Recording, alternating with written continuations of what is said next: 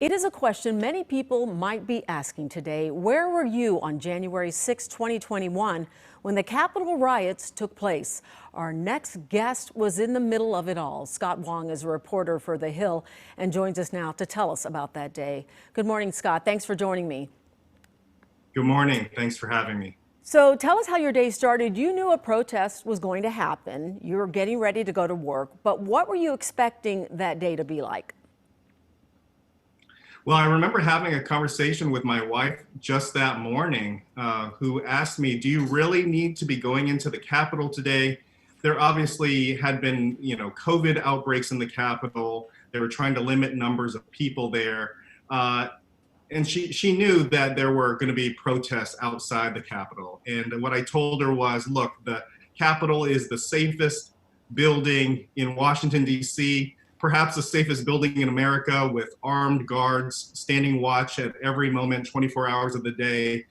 Once we're inside the Capitol, it's going to be completely safe. And so there was anticipation that there was going to be, hundreds, perhaps thousands of people protesting the results of the election. We were focused mostly on what was going to happen on the House and Senate floor with the objections to the certification of Joe Biden's victory. Scott is a reporter who covers The Hill. You were there then. Here we are a year later. There have been concerns that people are trying to rewrite history as to what actually happened that day. How should history look back at January 6, 2021? Well, this was an attack on not only the building itself, a revered building, a beautiful place that we call our place of work and sort of like a second home.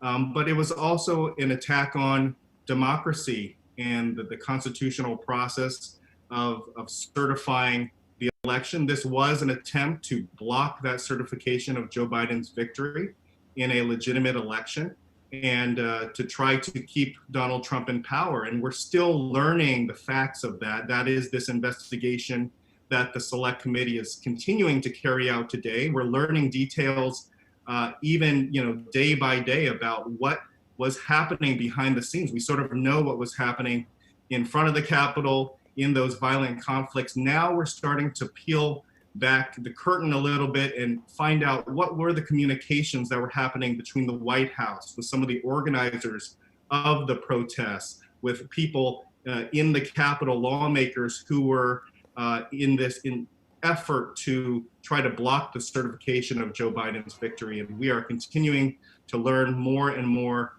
about what those conversations were like day by day. Yeah, you are so right about we still have so much to learn about what happened.